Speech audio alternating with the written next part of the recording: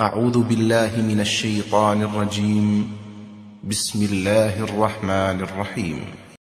الرحمن علم القرآن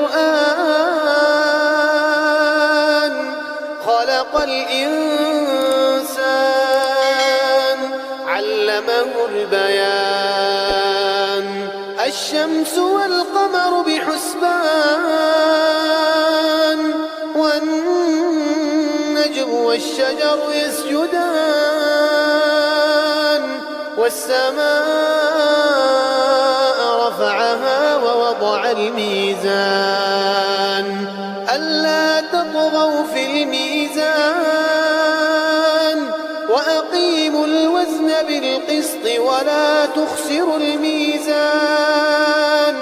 والأرض وضعها للأنام فيها فاكهة والنخل ذات الأكمام والحب ذو العصف والريحان فبأي آلاء ربكما تكذبان خلق الإنسان من صلصال كالفخار وخلق الجن من مارج من نار فبأي آلاء ربكما تكذبان رب المشرقين ورب المغربين فبأي آلاء ربكما تكذبان مرج البحرين يلتقيان بينهما برزخ لا يبغيان فبأي آلاء ربكما تكذبان يخرج منهما اللؤلؤ والمرجان فبأي آلاء ربكما تكذبان وله الجوار المنشآت في البحر كالأعلام فبأي آلاء ربكما تكذبان كل من عليها فان ويبقى وجه ربك ذو الجلال والإكرام فبأي آلاء ربكما تكذبان يسأله من في السماوات والأرض كل يوم هو في شأن فبأي آلاء ربكما تكذبان سنفرغ لكم أيها الثقلان فبأي آلاء ربكما تكذبان يا معشر الجن والإنس إن استطعتم أن تنفذوا من أقطار السماوات والأرض فانفذوا لا تنفذون إلا بسلطان فبأي آلاء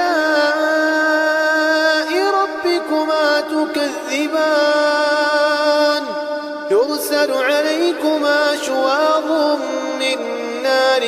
ونحاس فلا تنتصران فبأي آلاء ربكما تكذبان فإذا انشقت السماء فكانت وردة كالدهان فبأي آلاء ربكما تكذبان فيومئذ لا يسأل عن ذنبه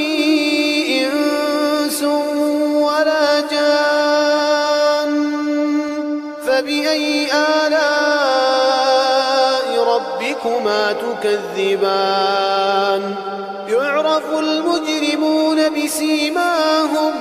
يعرف المجرمون سيماهم فيؤخذ بالنواصي والأقدام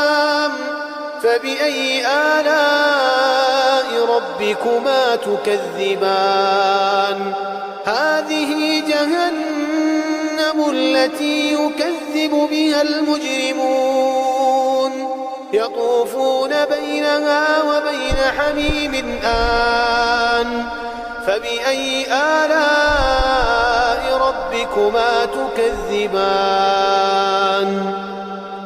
ولمن خاف مقام ربه جنتان فبأي آلاء ربكما تكذبان ذواتا أفنان فبأي آلاء ربكما تكذبان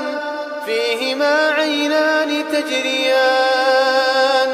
فبأي آلاء ربكما تكذبان فيهما من كل فاكهة زوجان فبأي آلاء ربكما تكذبان متكئين على فرش بطائنها من استبرق وجنى الجنتين دان فبأي آلاء ربكما تكذبان فيهن قاصرات الطرف لم يطمثهن إنس قبلهم ولا جان فبأي آلاء ربكما تكذبان كأنهن الياقوت والمرجان فبأي آلاء ربكما تكذبان هل جزاء الإحسان إلا الإحسان فبأي آلاء ربكما تكذبان ومن دونهما جنتان فبأي آلاء ربكما تكذبان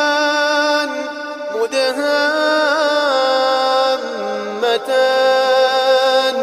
فبأي آلاء ربكما تكذبان فيهما عينان نضاختان فبأي آلاء ربكما تكذبان فيهما فاكهة ونخل ورمان فبأي آلاء ربكما تكذبان فيهن خيرات حسان فبأي آلاء ربكما تكذبان حور مقصورات في الخيام فبأي آلاء ربكما تكذبان لم يطمثهن إنس قبلهم ولا جان